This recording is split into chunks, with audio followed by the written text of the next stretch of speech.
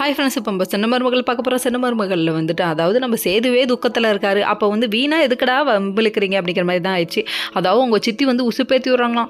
இல்லை கவலைப்படாத, எல்லாம் சரியாயிடும், அப்பாவுக்கு இவ்வளோ கஷ்டப்படுத்திட்டாலே அப்படி இப்படின்னு சொல்ல ஆரம்பிக்க, பாட்டி காலம் போன காலத்தில் இந்த பாட்டி அதுக்கு மேலே உன் வாழ்க்கையை நான் அழிச்சிட்டேன் விலை கட்டி வச்சு அப்படி இப்படிங்கிறாங்க. யாராவது அந்த பொண்ணோட இடத்துலேருந்து யோசிச்சு பாருங்களேன் ஐயா அப்படிங்கிற மாதிரி இருக்க கதை ஆரம்பிச்சப்போ ஒரு சீனுங்க. அந்த பொண்ணு ஃபோன் பண்ணது இப்போ வரையும் அது உண்மை வெளியே வரல. கடைசியில் தமிழ் மாட்டிக்கிச்சு. இப்போ தாமரை எப்போ தான் வெளியே வரும் நீங்கள் நினைக்கிறீங்க? ஒன்றும் புரியலையே அப்படிங்கிற மாதிரி இருக்குது. சரி பார்ப்போம், எவ்வளோ நாள் இது போகுதோ அவ்வளோ நாள் இது போகட்டும் அப்படிங்கிற மாதிரி இருக்குது. இமேஜினுக்கு போயிட்டார். அது எங்கே பார்த்தாலும் தமிழ் நிற்கிற மாதிரியும் இங்கே நிற்கிற மாதிரியும் அங்கே நிற்கிற மாதிரியே போடின்னு இவர் அடிச்சுட்டு வளர நல்லா ட்ரிங்க்ஸ் பண்ணிட்டு வளர்றாரு. அது மட்டும் இல்லைங்க, இவரோட வாழ்க்கையை சேர்ந்து கெடுக்கிறது இல்லாமல் தமிழ் வாழ்க்கையை சேர்ந்து கெடுத்துட்டு இருக்காரு. அதாவது குழந்தை பிறந்தா இது வாங்கலாம் அது வாங்கலாம்னு சொல்லிட்டு இவங்க பிளான் பண்ணதெல்லாம் எடுத்து பார்த்துட்டு வெறுப்பாகிறாரு, தூக்கி போட்டு உடைக்கிறாரு.